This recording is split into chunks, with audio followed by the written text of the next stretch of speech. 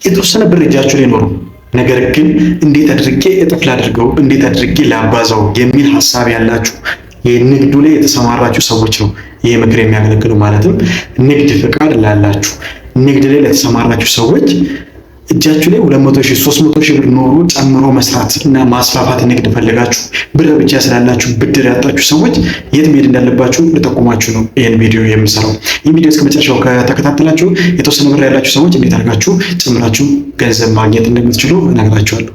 ሰብስክራይብ በማድረግ ጀምሩ። ኢትዮጵያ ውስጥ ሁለት አይነት የብድር አማራጮች አሉ። ንብረት በማስያዝ እና ያላችሁን ገንዘብ በማስያዝ። ንብረት በማስያዝ ማለት ለምሳሌ ከባንኩ ውጭ ለመበደር የንግድ ፍቃድ ግዴታ ነው አይደል?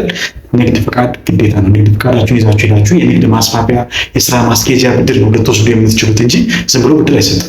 ስለዚህ ንግድ ውስጥ የተሰማራችሁ ሰዎች የንግድ ማስፋፊያ ወይም የስራ ማስኬጃ ብድር ስትፈልጉ ግዴታ ሊብሬ ወር የቤት ካርታ ማስያዝ አለባችሁ። ባንኮች የሚያበድሩት በጠቅላላ ለነጋዴው ማህበረሰብ ነው። ንግዱ ላይ ለተሰማራ ማህበረሰብ ብቻ ነው የሚያበድሩት። ስለዚህ ንግድ ፍቃድ ለሌላችሁ ሰዎች የባንክ ብድር ማግኘት ማለት በጣም ተራራና ከባድ ነገር ነው። አሁን የምመክራችሁ ንግድ ላይ ለተሰማራችሁ እና የተወሰነ ብር ኖሯችሁ ንግዳችሁን ማስፋፋት ለምትፈልጉ ሰዎች ነው። ባንክ ላይ መበደር ለምትፈልጉ ሰዎች ነው። ሀብት ላላችሁ ማለት የምታስይዙት ነገር ላላችሁ፣ ተሽከርካሪ፣ ቤት ምናምን ላላችሁ ያንን ፕሬዘንት በማድረግ በማስያዝ መበደር ትችላላችሁ። ምናልባት ትንሽ ስቴፕ ረዘም ሊል ይችላል። በትዕግስት ከሄዳችሁ ብድሩ ማግኘታችሁ አይቀርም።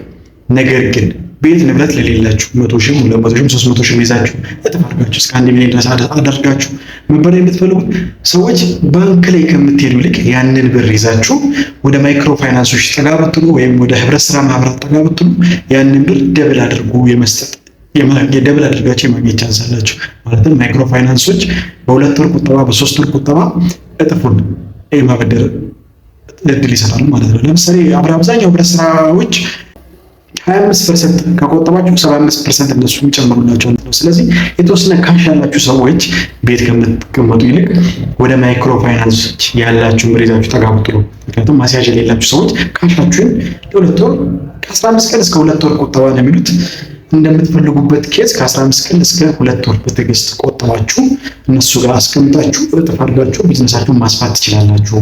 ስለዚህ ቤትና መኪና ብቻ ሳይሆን ራሱ ጥሬ ብር እንደ ማስያዣነት ያገለግላል። ትልቅ ብር ለምትፈልጉና ስራ ማስኬጃ ብድር ለምትፈልጉ ሰዎች ግዴታ ንብረት ሊኖራችሁ ይገባል ማለት ነው። ቤት፣ መኪና፣ የቤት ካርታ ወይም የመኪና ሊብሬ ሊኖራችሁ ግድ ይላል ማለት ነው። ስለዚህ ቤት እና ንብረት ያላችሁ ሰዎች መበደር የምትችሉት ንግድ ፍቃድ ሲኖራችሁ ብቻ ነው። ነጋዴ ያልሆነ ሰው ባንክ ላይ መበደር የማይታሰብ ነገር ነው። ቤትና ንብረት ያላችሁ ሰዎች መበደር፣ ንግድ ውስጥ ካልሆናችሁ መበደር የምትችሉት የት ነው? ማይክሮ ፋይናንሶች ላይ ነው። ማይክሮ ፋይናንሶች ብድር ይሰጣሉ። ቤትና ንብረት ይዘው መኪና ወይም ቤት ይዘው ብድር ይሰጣሉ። ነገር ግን በቤት ኪራይ የምትኖሩ ካሽ እጃችሁ ላይ ያለና እጥፍ ማድረግ የምትፈልጉ ሰዎች ካላችሁ መሄድ ያለባችሁ የት ነው?